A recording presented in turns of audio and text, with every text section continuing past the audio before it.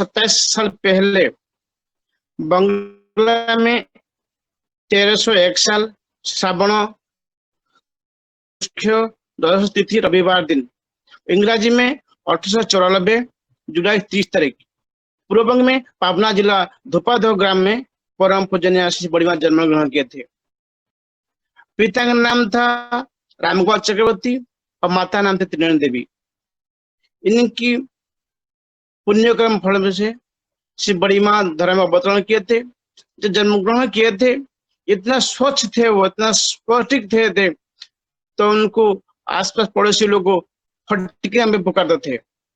पिता माता उनके नाम षोडशला देवी रखे थे। और सत्संग जगत में बड़ी माँ का जो आशीर्वाद है, उनकी जो कर्म है, उन जगत कल्याण के लिए जो अर्पण किए हैं, जगत के लिए वो जगत जननी से बड़ी माँ महालक्ष्मी नाम पे आख्यायित हुए हैं। इसी बात को बढ़ते हुए आज के पवित्र दिवस में सबसे पहला इष्ट आलोचना लेके हमारे सामने आ रहे हैं श्रीमती वीणा मोहन माँ। वीणा मोहन माँ को निवेदन करूंगा आज का दिन का जो इंट्रोडक्शन स्पीच रखेंगे। सभी को जगत जननी विश्व रूपिणी माँ के जो कला कीर्ति, उनकी जगत कल्याण के लिए जो कीर्ति करके उनकी दया, उसके उल्लेख करेंगे। जय गुरु। जय गुरु। मेरी आवाज आ रही है? हाँ, मैं आवाज आ रही है आपकी। प्रणामी लक्ष्मी माता, षोडशी रूप धारिणी, अनुकूल शक्ति रूपा, विश्वानंद विधारिणी, ऋषि संपूजिता देवी पुरुषोत्तम संगिनी, जगत कल्याणमयी महालक्ष्मी नमोस्तुते। परम पिता परम दयाल श्री श्री ठाकुर जी, परम आराध्या जगत जननी श्री श्री वर्मा, प्रधान आचार्यदेव श्री श्री बरदा, वर्तमान आचार्यदेव पूज्यपाठ दादा की शीशों में शतकोटि नमन करते हुए उपस्थित ऑनलाइन सत्संग में ऋतिक देवता, पवित्र पांजाधारी कर्मीगण और करुणामयी, ममतामयी, भक्तिमयी माता और दादा सभी को मेरी वर्मा जन्म की शुभेच्छा साथ साथ मेरी आंतरिक राहु जय गुरु निवेदन करती हूँ। परमाराध्या जगजनी का अभी जना भाई बताए है 127वां जन्म महोत्सव है। ये आज हम ही नहीं, सारे विश्व में बहुत आनंद और उल्लास से मनाए जा रहे हैं। केंद्र मंदिर बंद है और हम सभी के लिए ब्रह्मा विराजमान है, इसीलिए ब्रह्मा का जन्म महोत्सव हम अच्छी तरह अपने घर में बैठ के सभी के साथ एक संग में मनाने की कोशिश कर रही हूँ। और वर्मा है जो हमारे भाई ने वर्मा का परिचय दे ही दिया है, वर्मा का परिचय देने की जरूरत नहीं है।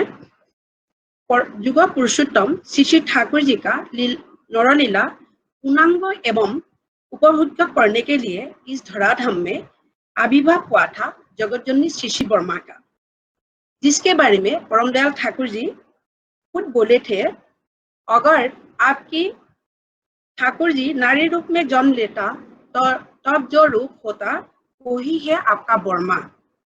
सत्संग की विपुल कर्मयज्ञ के यज्ञेश्वर आत्ते सहाय दरदी जन कल्याण में व्रती आदर्श पुरुष श्री श्री ठाकुर अनुकूल चंद की योग्य सहधर्मिनी जगत माता षोडशी बाला देवी, श्री श्री ठाकुर जी श्री श्री वर्मा का हृदय संपद राजाधिराज और श्री श्री वर्मा ठाकुर जी की संसार की राज राजेंद्र रानी।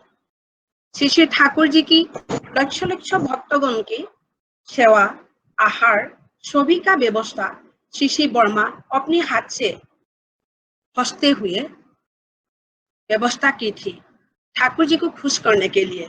ठाकुर जी के प्रति परम आराध्या जगजनी बड़ी माँ अत्यंत सेवा उन्मुख थी। श्री श्री ठाकुर जी जगतपति और उनकी योग्य सहधर्मिनी श्री श्री वर्मा दोनों ही एक ही सत्ता के दो अलग शरीर थे। इस पृथ्वी में सभी के अपनी कामना वासना इच्छा होती है, लेकिन हमारी परम आराध्या जगतजननी वर्मा का कोई अपना इच्छा आकांक्षा नहीं है। परम दयाल ठाकुर जी का ही ठाकुर जी की इच्छा ही उनकी सर्वप्रथम और सर्वश्रेष्ठ आकांक्षा थी। हमारे आज वर्मा के जन्म उत्सव में वर्मा के बारे में बोलने के लिए जब जाती हूँ, सबसे पहले ठाकुर जी की लिखा हुआ नारी नीति की बुक्स की याद आती है। नारी नीति बुक्स में परमदयाल ठाकुर जी ने 8 वैशिष्ट्य की उल्लेख की है। इस 8 वैशिष्ट्य के सारे वैशिष्ट्य वर्मा एक चलते फिरते नारी नीति है। मतलब सारे वैशिष्ट्य वर्मा प्रैक्टिकल करके हमें दिखाया है। इसीलिए हमारे नारी जीवन में, दाम्पत्य जीवन में हम वर्मा को हमारी दिशा निर्देशक मानते हो। तो वर्मा ने सब कुछ तो संपूर्ण रूप से पालन करके दिखाया है। सबसे ज्यादा है उनकी सेवा और सुप्रजन। सेवा के माध्यम से वर्मा ने बालिका वधू के रूप में जिस संसार में प्रवेश की थी, उस संसार बहुत छोटा मोटा संसार नहीं थे, बहुत बृहत्तर परिवार थे। ससुर, सासुर, देवर, ननद, आत्मीय स्वजन, परिवेश के लोग और उसके अलावा कास गछली सभी के वर्मा ने सेवा की थी। उनके परिवार में ससुर जी को खुश करना इतना आसान नहीं थे। वर्मा की ससुर जी बहुत रुचि संपन्न व्यक्ति थे। उनका पहनना हुआ बहुत साफ सुथरे और खाने में भी बहुत रुचिकर थे। उनके लिए खाना बनाना सबकी बात नहीं है। वर्मा इतना अच्छा खाना बनाती थी, इतना रंधन कार्य बहुत उनका कौशलपूर्ण थी। बहुत कम मसाला तेल से वो बहुत सुंदर स्वादिष्ट खाना बनाते थे। लेकिन खाना स्वादिष्ट होने से उनका ससुर जी खुश नहीं होते हैं। उसके परिवेशन की तरीका भी वो देखते हैं। अगर परिवेशन अच्छा हो तो भी ठाकुर जी की पिताजी मतलब वर्मा की ससुर जी खुश होते थे। तो उसके अलावा भी उनके चावल एक के साथ दूसरे जुड़े हुए नहीं होना चाहिए, एक एक चावल होना चाहिए। और चावल के बीच अगर एक काला चावल या ये धान का खुद्दांख भी रह जाए वो तो आप खाना नहीं खाएंगे। ये सब कुछ करने के लिए उस समय ऐसा अच्छा चावल मिलता भी नहीं थी। और वर्मा ने बहुत कोशिश करके उसी चावल को अच्छी तरह साफ सुथरे करके ठाकुर जी को ससुर जी को खुश किए थे। और ताकि वो इतना मेहनत करते थे कि ठाकुर जी की पिता का विराट श्रद्धा भाजन हो, इसके लिए बहुत मेहनत करती थी और ससुर जी को खुश करती थी। उसके बाद आए वो ठाकुर जी की पिताजी खुश होने के बाद आ गया उनका स्वामी जी। स्वामी जी भी इतना फरमाइश करके बैठते हैं, जब खाना बन जाते हैं खाना खाते समय आके बोलते हैं मुझे आज खिचड़ी खाना है। हालांकि आज चावल दाल सब्जी बने हैं और ठाकुर जी आके बोलते हैं बड़बो आज मुझे खिचड़ी खाना है। वर्मा और कभी बोलते हैं मुझे आज घी भात खाना है, कभी बोलते हैं मुझे आलू सूप खाना है। तो ठाकुर जी वर्मा ने कभी भी ठाकुर जी की इस बात से परेशान नहीं होते थे, बल्कि बहुत खुशी से बहुत आनंदित होकर सारे कुछ जैसे ठाकुर जी बोलते हैं ऐसे ही लाके ठाकुर जी के सामने देते थे। ठाकुर जी को तृप्ति के लिए खिलाकर ठाकुर जी को, ये ठाकुर जी भी तृप्ति पाते हैं और वर्मा को भी बहुत खुशी मिलते थे। यही है हमारी वर्मा। इसके अलावा देवर, ननद, आत्मीय स्वजन सभी का सेवा करते हुए सारे दिन कैसे कंप्लीट हो जाते हैं उनको पता ही नहीं चलते हैं, कैसे दिन खत्म होकर रात हो जाते हैं। इसके अलावा भी उनके परिवार में एक दूर संपर्कीय विधवा नारी थी। उन्होंने उनको बहुत सताया था बड़ीमा साफ सुथरे करके गया जिस घर को, उसको भी कुछ पूरा डाल के गंदा करके वर्मा को बदनाम करती थी। क्योंकि वो लेडी माँ वर्मा को सभी का प्रिय भाजन होना पसंद नहीं थे और कभी वर्मा साफ सुथरा करके रखा बर्तन भी गंदा करके वर्मा को बदनाम करते थे और गाली गलौज करते थे। लेकिन वर्मा कभी भी उसके पलट के जवाब नहीं दिए थे, सब सहन करते थे। उनकी सेवा भाव से वो सभी को खुश करते थे। लेकिन वो ऐसे नहीं चलते। एक दिन अपनी बड़ी जेठानी के साथ वो पकड़े गए हैं और उसी दिन से वो समस्या समाधान हुई है। और उसके यही उनकी समस्या का समाधान नहीं हुआ है। उसके अलावा भी उनके जीवन में बहुत सारे कष्ट आए हैं।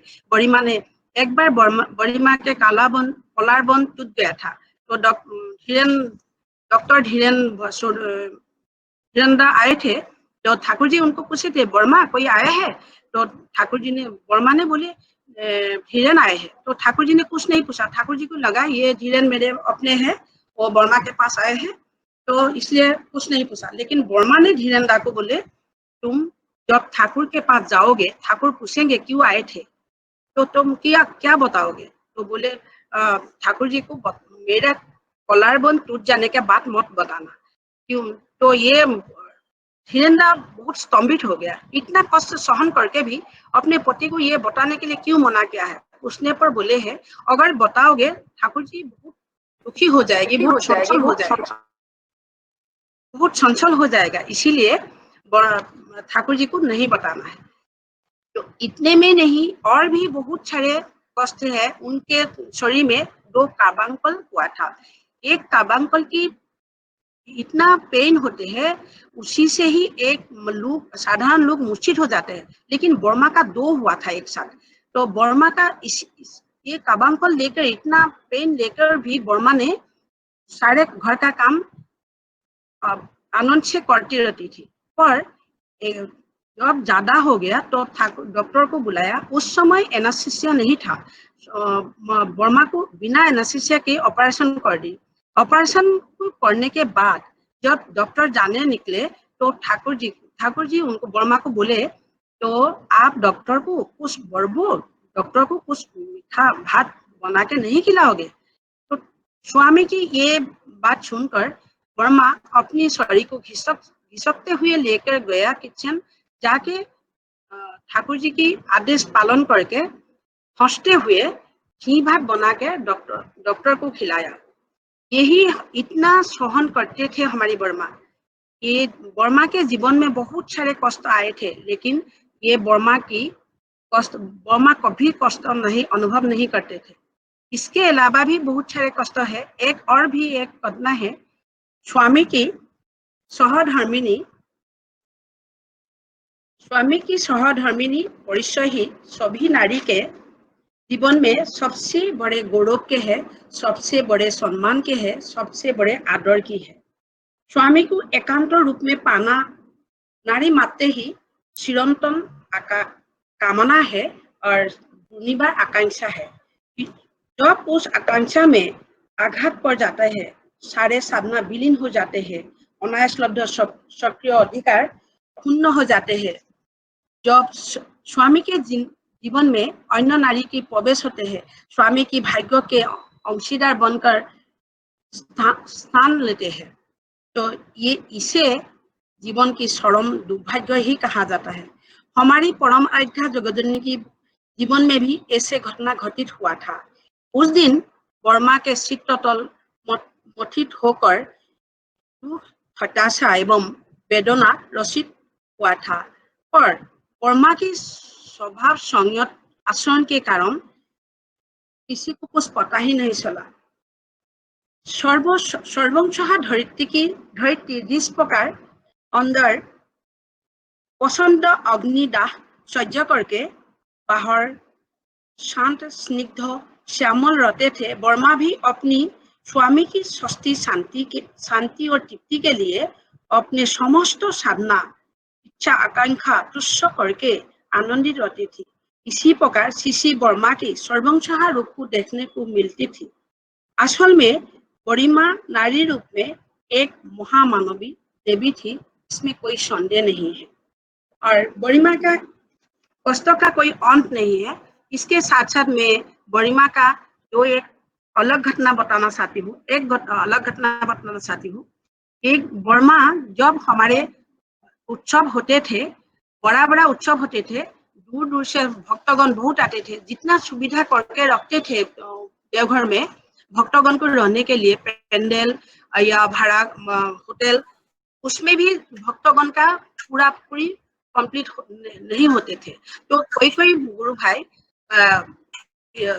निस्संदेह पेड़ के नीचे और पेंडल के बाहर सो जाते थे। लेकिन वर्मा इन सभी की निरापत्ता के लिए गार्ड भेजकर पहरा दिया करते थे।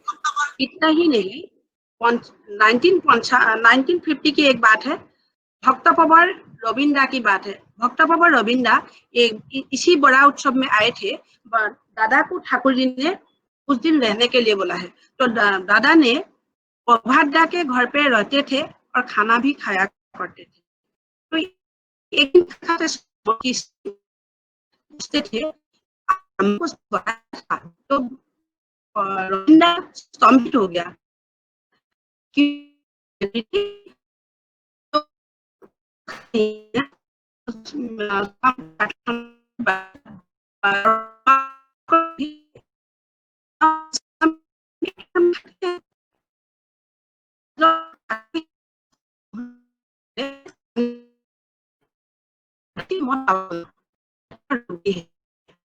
तो इसलिए मुझे लगा आपको में खाते